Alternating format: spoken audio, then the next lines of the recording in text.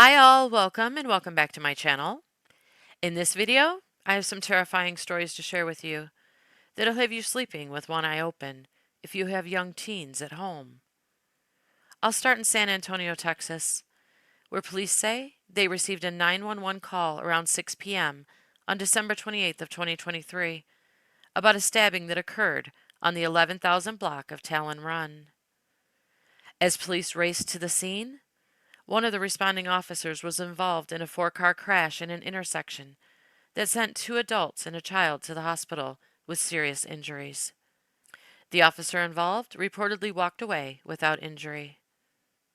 When the other officers arrived at the home on Talon Run, they found a 33-year-old mother with multiple stab wounds and other injuries, clinging to life. She was immediately rushed to the hospital in critical condition and went right into surgery. In the home, police found the woman's 13-year-old daughter, who they say stabbed her mother 30 times, nearly ending her life, along with a dumbbell and brass knuckles covered in blood that they say were also used in the attack. The unnamed suspect was arrested and made her first court appearance in juvenile court.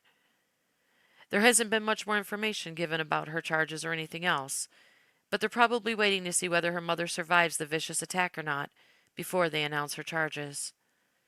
Police also said they have no motive for the attack at this time, and that the teen is due back in court January 17th.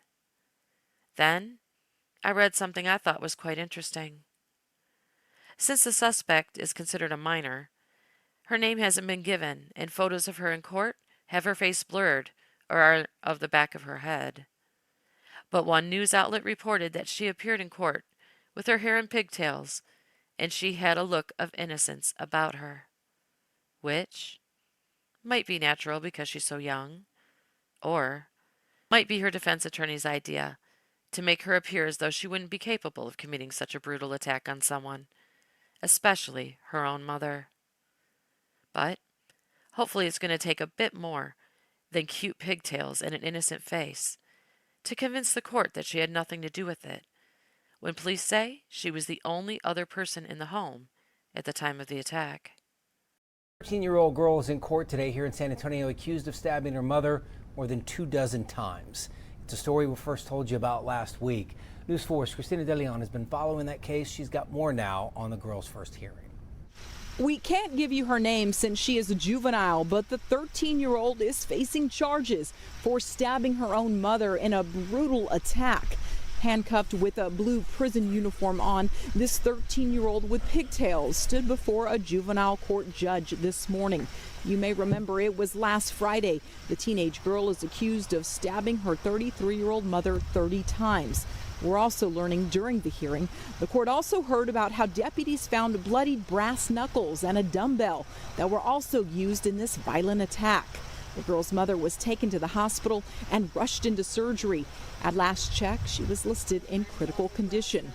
Also in court, we're finding out the girl's father was there to support her. Now the 13-year-old is facing charges. The judge hearing enough in court for probable cause and to keep her in custody for her next hearing, which is set for January 17th. We'll, of course, continue to follow this case and let you know what happens. I'm Christina De Leon. We will send it back to you. But the way they're protecting her identity now, we may not get much more information about this case for a while, which is vastly different from another case I covered not long ago about a 13-year-old honor student in Florida named Derek Rosa, who confessed to stabbing his mother to death while she slept near her newborn baby in their Hialeah home. I understand different states, different laws, but he's also a minor, and we had his name and video of his arrest right from the get-go. If you're not familiar with the case I'm talking about 13-year-old Derek Rosa, an 8th grader who viciously attacked his mother in her sleep in October of 2023, stabbing her over 45 times, killing her just feet away from her newborn baby girl. And even though Derek confessed to police that he killed his mother during his interrogation, which we'll discuss more later, his attorney is fighting hard, playing the he's only 13 card, trying to get him moved from the adult detention facility he's currently in to a juvenile detention center, with arguments like, but he's an honor student, and he's just a child. The boy still plays with Legos. So I guess Derek Rosa's pigtails are Legos. As if adults don't still find building with Legos enjoyable. But I'm not so sure that pushing the fact that Derek is just an innocent boy who loves school and plays with Legos is going to be enough to counteract the fact that apparently he also enjoys playing with knives. Not to mention the fact that after the brutal murder, he took photos of his mother's dead body, lying in a pool of blood, and sent them to a friend, along with a cool photo of himself with what appears to be his mother's blood on his hand. A fun fact that I'm sure his defense attorney would like us to forget.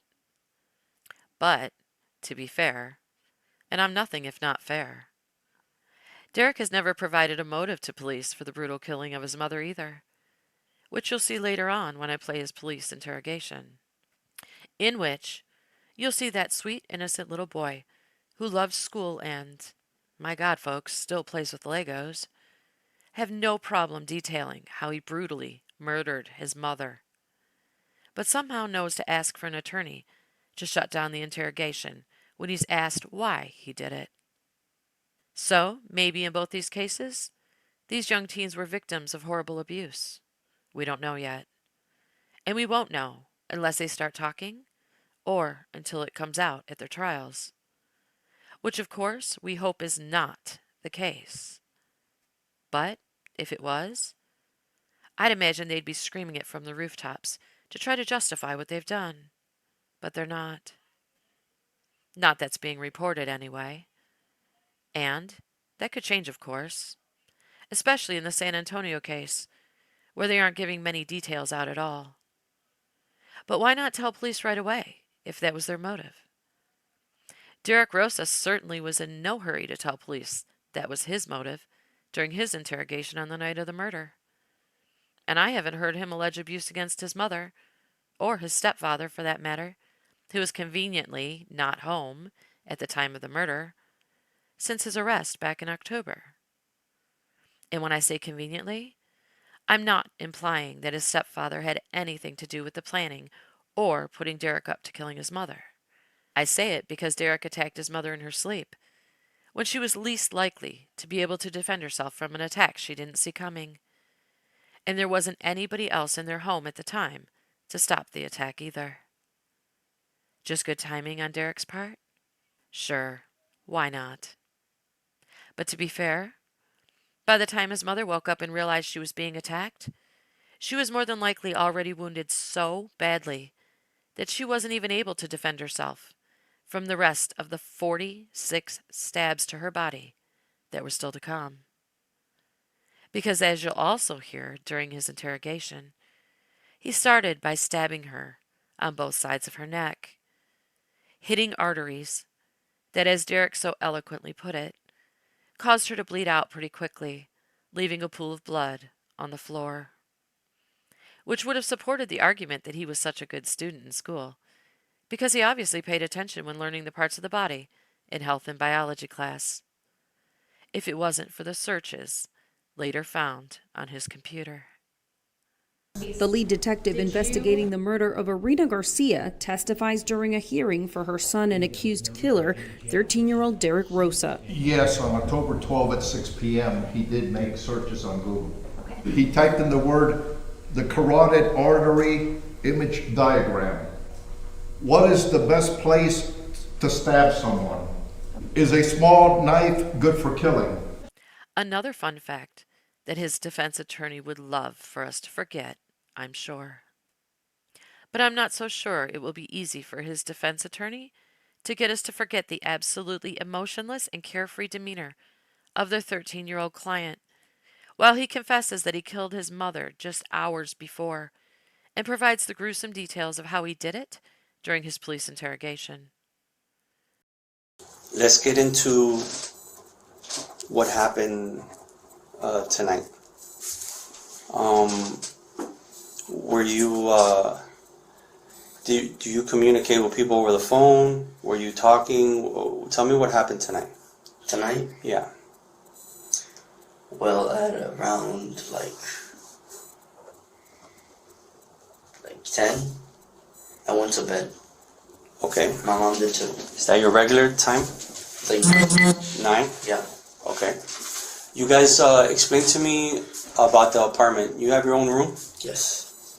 And your mom? Yes, she has her own room. She has her own room. And your sister? She stays in the same room as my mom. Stays in the same room with your mom? And tonight, who was all there?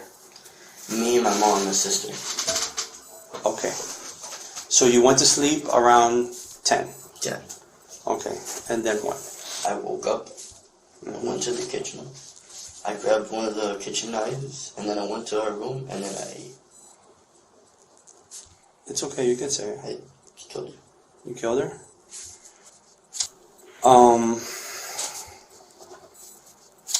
What type of knife was it? Do you know? It was just a big size kitchen knife. That big? Yeah. What color was the handle? Purple. Purple? Yes. Okay. Your mom was sleeping? Yeah, she was sleeping. Okay. Explain to me. Well, we'll get into that a little later. What did you do after you killed her? My stepdad he owns 2 guns. He has a Glock 19, Okay. and then, I don't know what it's called, another one. Okay. What color are they? The Glock 19 is black, and then the other one has a silver slide, and then like a dark bluish handle. Okay. So, what did you do with the guns? He always has his Glock 19 with him at all times. Mm-hmm. And since he's a truck driver, he was at home, he was far away. Okay. So I went into the closet. Mm-hmm. I found his book bag because he goes shooting at gun ranges. Okay. I grabbed the gun. I put the magazine in the gun. Okay. I pulled back the slide, but I didn't want to shoot myself. Okay. I intended to shoot myself before, but I couldn't. Okay. And then what did you do? I decided to call my friends to tell them what happened, and then I said goodbye to my friends. You called them before you decided to try to shoot yourself or afterwards? After. Okay. How many friends did you call? Only one. What's his name? I don't know his real name. He's an online friend. He's an online friend? Yeah. When you say online friend, what do you mean, from video games? Yes, from video games. I know him real well. Okay. How long have you known him? Since like I was 10, 3 years. 3 years? Have you ever met him? No, I've seen the face. You seen his face? Yeah. So how did you communicate with him? My cell phone. Through your cell phone, so you have his number? Yes. And you don't have him stored under a certain name, or you have him stored under a gamer tag? I have him. I made up a name for him. You made up a name for him? Yeah. What name did you make up for him? Sweden. Sweden? Sweden. SWEEDEN. Okay. How often do you talk to Sweden? Every weekend. Every weekend? Yeah. Okay. So you called Sweden. And what did you tell Sweden? Told him what I did. What exactly did you tell Sweden when you say what I did? Did you tell him how? Or no? How you killed her or no? Okay. Did you send them any pictures? Yes.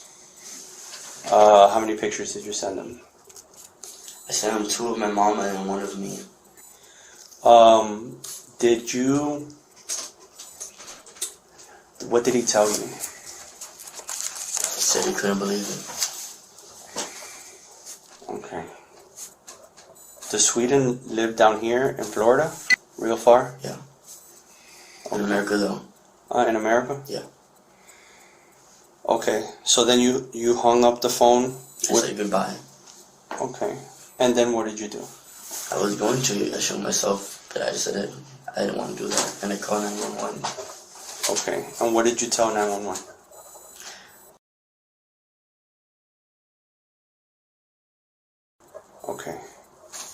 And they kept you on the phone Yes, until the cops came. until the cops came. Do you remember what else you told the 911 operator? My address, my name, what I was wearing, Okay. and my age, and my date of birth. Were you wearing the same clothes you're wearing now? Yeah, There's some red stains there. Is that blood? I think it is. Okay. I have a little bit of blood on my hands. And your hands too? Yes. Okay. Um, uh, did you ever make your way to your sister? Killing her? No. Touching her? Touching her? No. No? I left her alone. She was sleeping and she didn't wake up, so I didn't touch her. Okay. All right. Let's get back to your mom. Okay. You said she was sleeping. Yes. Okay. Where exactly did you cut her? At first, I cut her right here. On her neck? It's like a type of vein that goes through your neck right here on both sides. And if Okay. you stab here, a lot of blood sprays out right Do here. you know what that's called? Like an artery or something. An artery? Yeah. Okay. And you purposely went for the artery? Purposely just went for the neck, but I hit the artery. Okay. Was there a lot of blood after? There's a big puddle of blood on the floor. Okay. Did you tell her anything before you stabbed her? Did you say anything? I said curse words in Spanish. Yes. But she didn't wake up when you. She was asleep when you stabbed her. Yes, and then she woke up after I stabbed her. What curse words did you say? In Spanish? Yes. Maricona. Maricon? Yes. Okay. And then she woke up. Yes. Did you say anything else to her, or did she say anything to you, or no? No, she just screaming. She just screamed. Yes. Okay. And what type of games do you play? Mostly fighting or shooting games. Like what? Some Like Fortnite, Call of Duty. Fortnite, Call of Duty. Yeah. Okay. What's your gamer tag? Did you call anybody else other than No. your friend? Like all my friend. Okay. Did you post anything on social media? No, I don't think so.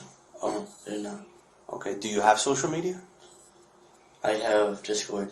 Discord? Yeah. Oh, that's like a video game thing, right? What's Discord? It's like WhatsApp. What's that? It's like that.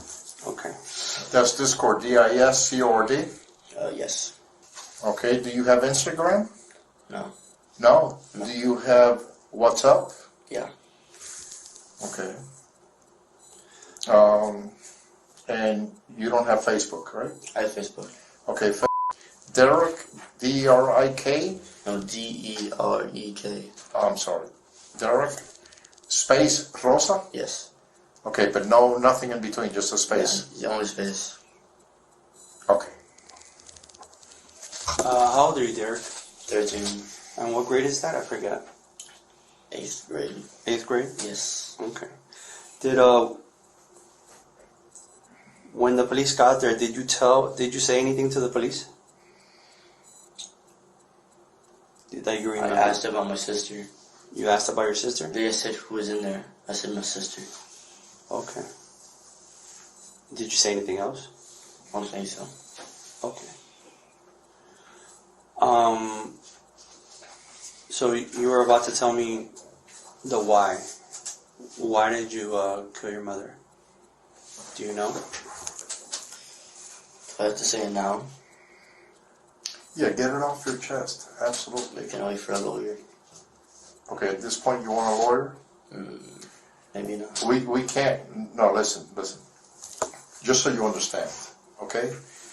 You have mentioned or asked us, should you wait for a lawyer? We're not here to advise you on whether to talk to a lawyer or not. That decision is yours, okay? But if you are requesting a lawyer at this point, we can't interview you any further. You understand? We have to stop the interview. Okay. Do you want us to stop the interview? Yes. Okay. Okay. Then this interview will end right now. Remember, he's 13 years old, and he's confessing the murder in an interrogation room with detectives questioning him. Something he's never experienced before. And he's not shaken, not peeing himself with fear, not breaking down crying or anything. He's calm and cool as a cucumber and answers their questions as matter-of-factly as he would probably discuss a homework assignment with his teacher at school. Interesting, huh? Even when the detective points out that he has stains on his shirt and asks him if it's blood, he looks and says, "I think it is," as if he was just asked if he had ketchup on his shirt. Then he also informs the detectives that he still has blood on his hands, too, and holds his hands up to show them. No emotion. No biggie. You're just sitting in an interrogation room confessing to murder with your mother's blood on your clothes and hands, but whatever. Doesn't even faze him. How many of you body language studiers out there caught how many times he kept leaning forward toward the detective, hoping he'd notice the blood on him? "Oh, and it's here on my hands too. Don't miss that." I'm reaching? Okay. I'll stop. But if you've been watching my channel long enough, you know my favorite thing to do in these cases is to evaluate the body language of the folks involved during their first interviews. Even though I'm no expert and don't know nothing about nothing. But you have to admit that he had zero defensive body language the entire time. Zero. No crossing his arms to protect himself because he felt intimidated. No rocking back and forth to comfort himself. Why? Because he wasn't on the defense. He was in total control the entire time. He already knew he was going to tell them the juicy stuff, just like he bragged to his friend. How he waited for her to go to sleep, how he killed her, how she woke up screaming, the pool of blood all over the floor, the pictures he sent to his friend. And he already knew he wasn't going to tell them why he did it. Because if they couldn't figure it out, after he told them he took photos of her dead body and a photo of himself making a hand gesture with his tongue sticking out, and called his friend to tell him about it, and sent him the photos to prove it, all before calling 911, he wasn't going to hand it to them. Why else would he wait until after he confessed to his mother's murder in great detail to ask for a lawyer? He already confessed. The damage was already done. So why then? Hell, even the detective said to him, "Okay, at this point you want a lawyer?" Like, what? You already confessed. And you could chalk it up to he's only 13 and he didn't know what to do. That's fine. I can agree to disagree. But before you tell me to kick rocks, I think it's only fair to let you know that by the time sweet, innocent, emotionless, Lego-playing Derek told detectives he brutally murdered his mother, took photos of her dead body, and shared them with his friend, it was the third time he bragged about what he had done. How, you ask? Well, my friend, allow me to share with you Derek Rosa's 911 call he made after calling his friend, bragging that he had brutally murdered his mother. Sent him the gruesome photos along with the photo of him making a hand gesture with her blood on his hand, and before he bragged about the same to detectives, where he not only also tells the 911 operator that he took photos and sent them to his friend, but then has the nerve to ask her if that was a bad thing. Not if brutally murdering his mother was bad, just if maybe taking pics of her dead body and sharing them with his friend may have, crossed the line a bit. Geez, Miss 911 operator, do you think I look like a bad person for doing that? 'Cause I did it. I just want to let you know. And when you listen, you might want to pay extra attention to the slight irritation in Derek's voice after he tells the operator that he killed his mother. Then he starts talking about himself. But the operator turns the conversation back to his mother and asks if he thinks there's anything they can do to help her. So he has to tell her a second time, "Miss, she's dead." Then to drive the point home, he tells her that he has other family members who can take care of his baby sister. So basically, enough about her. Now I want to tell you how I took photos of her dead body and sent them to my friend. Okay. Where else did you stab her other than that cutting her neck? Where is your sister? She's in her crib sleeping. I did not kill her. How old is your sister? She's only like a week old. Okay, and you did not touch her, correct? No, I did not touch her. I didn't want to touch my sister. I need to know if your mom is breathing. She said, Miss, I have the gun with me. I was going to shoot myself, but I didn't want to. I pulled back the slide, but I did not shoot.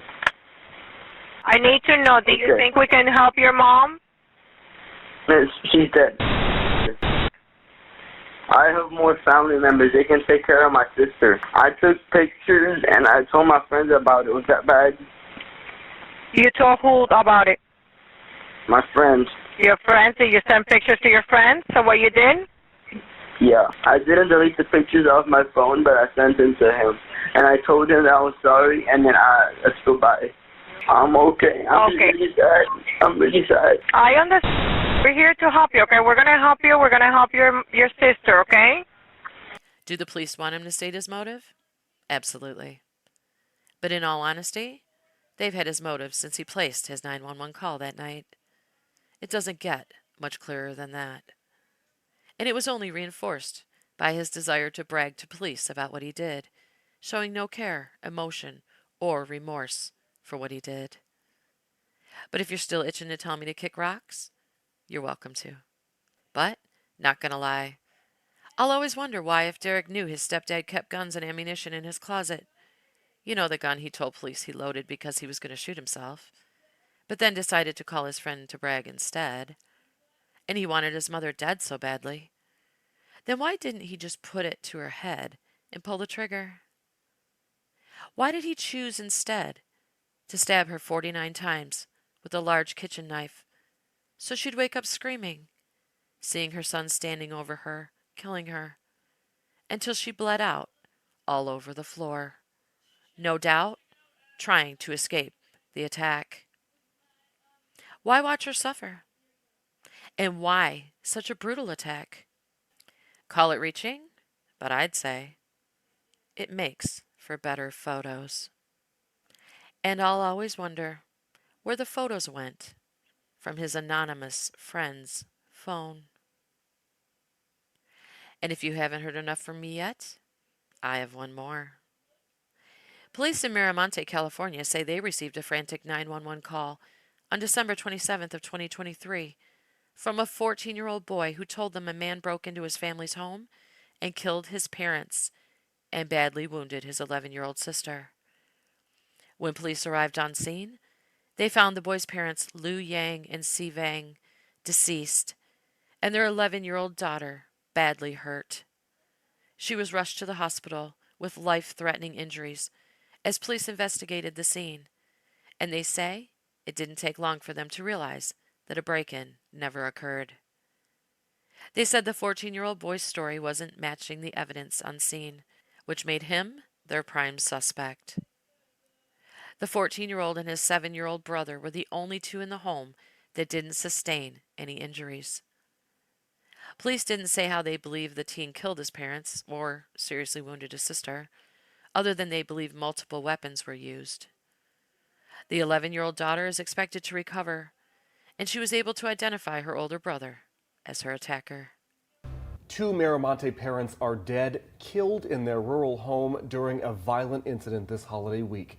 And the Fresno County Sheriff's Office says their 14-year-old son is responsible. Thanks for joining us for Action News Live at 5. I'm Nick Garcia. And I'm Graciela Moreno. That 14-year-old first called 911 to report someone with a gun injured his mom, father, and sister on Wednesday night, but he quickly became a suspect. Action News reporter Gabe Ferris is outside the Fresno County Sheriff's Office, where deputies are still piecing everything together. Gabe. Graciela and Nick, just a few hours ago, Fresno County Sheriff John Zanoni told me his department is still investigating a possible motive. He called it an isolated incident and said that there is no threat to public safety. 2 children have lost their mother and father due to the actions by their other sibling. A 14-year-old boy is behind bars in Fresno, accused of killing his parents and badly wounding his sister in a violent incident on Wednesday night. Lu Yang and Si Vang were at their Miramonte home with their 3 children, a 7-year-old son, an 11-year-old daughter, and a 14-year-old son. That teenage boy is the one who called the police around 7:30 p.m. Radio traffic reveals what he told a dispatcher. RP screaming on the line, saying someone broke into his house with a gun. Can hear children crying. RP frantic, not answering questions. The boy even said the suspect sped away in a silver pickup truck, but when sheriff's deputies arrived, they said the boy's story didn't add up. Evidence ultimately showed that he had fabricated the story of a break-in and was responsible for using multiple weapons to attack his mom, his dad, and his sister. Fresno County Sheriff John Zanoni said the 37-year-old mother and father died at the scene. The suspect's 11-year-old sister went to the hospital for emergency surgery. Zanoni said she was the victim of a, quote, attempted homicide, but she is expected to survive. The 7-year-old boy was not injured in the attack. Skyview 30 video shows the home where the violence unfolded. It's off Dunlap Road in Miramonte, a rural Fresno County community about 30 minutes from the nearest sheriff's substation. Individuals live in rural areas of Fresno County, like up here in the mountains. Those individuals tend to have weapons readily available, whether it be knives, firearms, and things like that. It's unclear what motivated the teen to attack his parents and sister. The sheriff's office said it hadn't had any previous interactions with the family. The 14-year-old boy now faces 2 murder charges, and the district attorney's office told me that they expect more information from the sheriff tonight, and then they will decide whether or not to pursue charges. Reporting live in downtown Fresno, Gabe Ferris, ABC 30 Action News.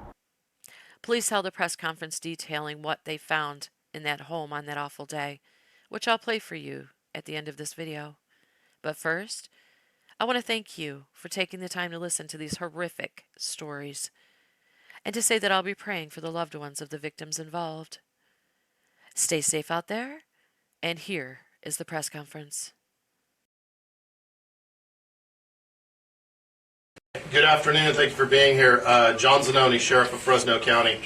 Here today to update you in regards to a double homicide that occurred on Wednesday night, which would have been December 27th in Fresno County near Miramonte. Our update deals with detectives have arrested a 14-year-old teenage boy in connection with the murder of 2 adults and the attempted murder of an 11-year-old girl. He will face these charges. We will not be having any names or photos of the individual because he is a minor, but the 2 victims of homicide have been identified as Lu Yang and Si Vang of Fresno. Both are 37 years old. They were husband and wife. Their 11-year-old daughter is the individual who suffered significant injuries as a result of these attacks as well. And that is the charge that the 14-year-old boy is facing for attempted murder. She is being treated at the hospital and is expected to survive. This incident unfolded around 7:40 p.m. on Wednesday, December 27th, when deputies received a 911 call regarding an injured person at the home in the 47,000 block of Dunlap Road, which is near Miramonte in Fresno County. The caller was a 14-year-old boy who said that someone had broken into his house and attacked his mom, his dad, and his sister. He said the intruder then fled the scene in a pickup truck. Once inside the home, after deputies were on scene, they discovered the 2 bodies of the deceased, being Si Vang and Lu Yang. The 11-year-old daughter was immediately transported to Community Regional Medical Center for treatment for her injuries because they were life-threatening. Homicide detectives responded to the scene, and they began to learn of inconsistencies in the story from the 14-year-old boy. Evidence ultimately showed that he had fabricated the story of a break-in and was responsible for using multiple weapons to attack his mom, his dad, and his sister. Another young boy was also home, but he was not injured during this attack. He is now being cared for by other family members. Our detectives have not determined a motive for this crime. We are still working through some things to figure out and determine why, in fact, that this 14-year-old boy attacked his 11-year-old sister and subsequently killed both his father and his mother. What I want the public to be aware of is that this is an isolated incident. This involved immediate family members, and there is no danger to anyone else in our community as a result of this double homicide, this violent incident. The individual who is responsible for it has been taken into custody. He is a juvenile, so as I said earlier, we will not be releasing his name or his photo. But looking beyond that, the tragedy of the situation is of such a high magnitude because 2 children have lost their mother and father due to the actions by their other sibling. And so those children will grow up without a mother and a father because of this incident. And for a given period of time, their brother, the suspect in this case, will be incarcerated with the juvenile hall here in Fresno and the youth authority until he reaches a certain age because of a crime like this, if in fact he is convicted. Were there drugs found anywhere up there? There's no drugs found that were related to the actual crime itself. Had the sheriff's office had previous contact with the teenage boy? We had not had any contact with the family or the teenage boy at this address. How do you get access to the weapons, Sheriff? That's something that we're still trying to determine, but as you know, when individuals live in rural areas of Fresno County, like up here in the mountains, those individuals tend to have weapons readily available, whether it be knives, firearms, and things like that. For self-protection, many people hunt and things like that, so it's not uncommon for weapons to be readily available. Unfortunately, in this case, they were in the hands of a 14-year-old who used them in a very violent manner to kill both of his parents. The record of the school of the young guy show that he has some mental issues or something? We have not been able to determine that at this point. Our detectives are working to wrap up the homicide portion of the case and make sure that there's enough evidence, but that will be part of the investigation to look at the school and talk to people there and talk to other individuals to see if this individual has a history of mental illness or any type of violence, because it is out of the ordinary. It is not something that's normal for someone to act out this aggressively and this violent in this manner only one time, or this being the first incident. We saw you guys were still out there on scene today. Like, maybe you had metal detectors, things of that sort. Are you still looking for some of these murder weapons, and what is the investigation entailing now? Well, the investigation now would be, yes, to search for any and all possible weapons that could have been used in the commission of this crime, to do follow-up to make sure that what we have is, as far as evidence, is consistent with, statements we've received from the other family members who are there, and the physical evidence that we've already collected and things that we've determined, like we said in the release, the fabrication of the story. Based on what we have, that there was nobody else there inside the house. There was no truck that left the scene. So in cases like this, it's very serious. We have a double homicide. We have attempted homicide of the 11-year-old girl. We're going to do everything we can to make sure that this is a solid case when, in fact, we do submit it to the district attorney's office. The house has cameras inside the house, on the living room or on the area. It's recorded the homicide. I'm not aware of any cameras that are inside the residence, but if there are, I'm sure we will get that information and get that evidence. You said that the stories didn't line up between the 911 call and what you found. Was the 14-year-old cooperating with authorities? The 14-year-old was cooperating. We were talking to him, obviously, when we first arrived on scene as a witness in this case. What became readily apparent when you're taking individuals' statements, especially witnesses, there was things that started to change, and things that, as we progressed through the investigation that evening, that just didn't seem to add up to, a lot of inconsistencies. Like, if this happened, how come A, B, and C were like this, but you're saying that there was a truck here, that there was somebody else here? Those are things that didn't add up, and as we see these inconsistencies, that's when we start looking at other avenues and trying to figure out what did happen here. And then after, interviewing the 11-year-old sister and some other individuals, we're able to determine that, in fact, the 14-year-old boy, who was the 911 caller, was the suspect in this case.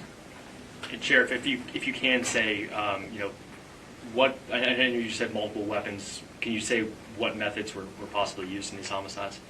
At this point, we're not going to release this because we're still conducting follow-ups in this investigation, and we just want to make sure that we have everything, like I said earlier, the I's dotted and the T's crossed. We want to make sure we're thorough before we start releasing that information, and it could potentially contaminate statements from individuals that have relevant information regarding this double homicide.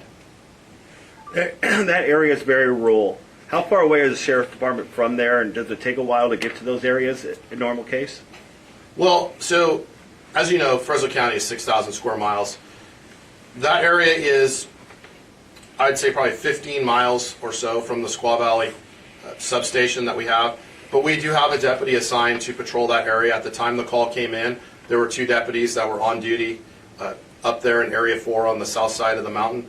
But as you drive there, it's a pretty good drive down 180. Once you turn on Dunlap Road, it's straight for a given period of time, but then the road becomes narrow and windy with a cliff on one side, so you have to drive with due caution.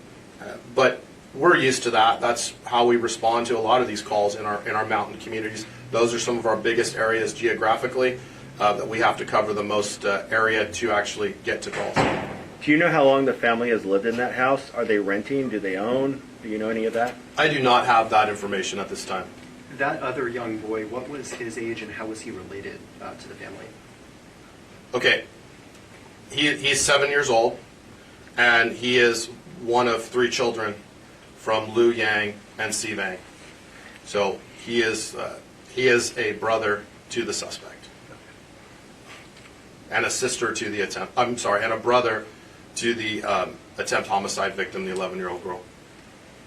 And forgive me if you've already said this, but the 14-year-old, any previous run-ins with law enforcement?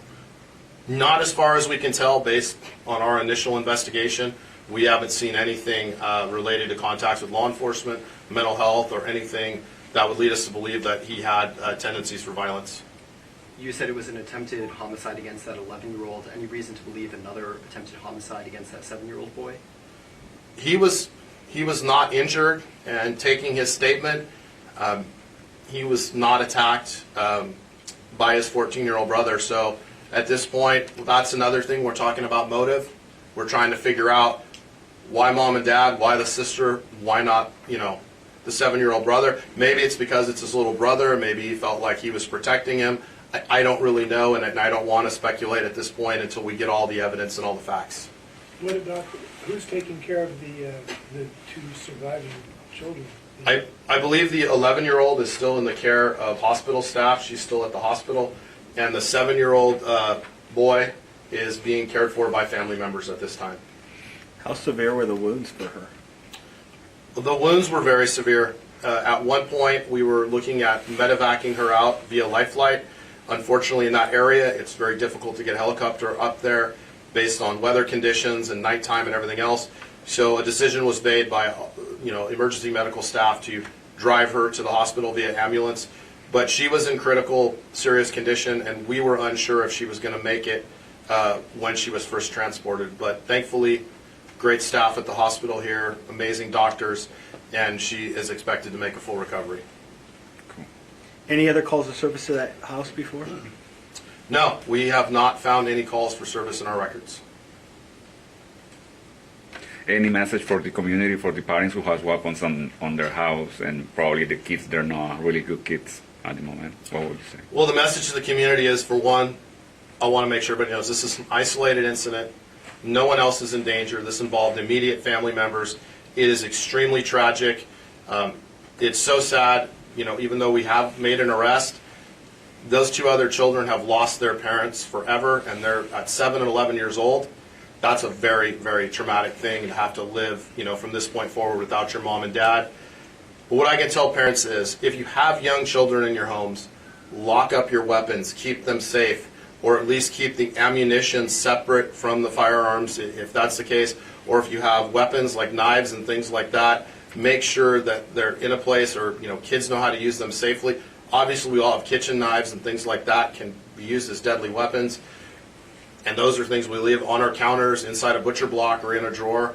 But I think a bigger thing too is, and we will get to this in the investigation, but look for signs. I mean, you know, law enforcement gets calls, but in this case, we didn't get a call previous to this. But parents, you're around your children, look for signs of tendencies towards violence or anger or, you know, kind of emotional outbursts that, you know, that result in violence. You know, those are things that there's help out there for you. There's counseling. Every school has psychological services. They have counselors on site. Just kind of be aware of what your kids are going through and kind of know your kids. I think that's important because in this case, we can't see any red flags on our end. Unfortunately, we can't talk to the parents, but we're interviewing friends and family members, and we'll see what we come up with there. But pay attention to your kids. If they need help, you know, get them help. It's a tough world we live in out there with social media and everything else. There's a lot of pressure, a lot of stress on kids, and you never know. Sometimes they snap for a big reason. Sometimes they snap for even the small, very insignificant reason. Sheriff, one more question. Did he have any injuries on himself? Did he try to self-inflict anything to himself? At this point, we didn't see anything significant. He did have a few sort of like scratches or cuts that could have been related, but you know, nothing significant like that would have indicated he was trying to take his own life.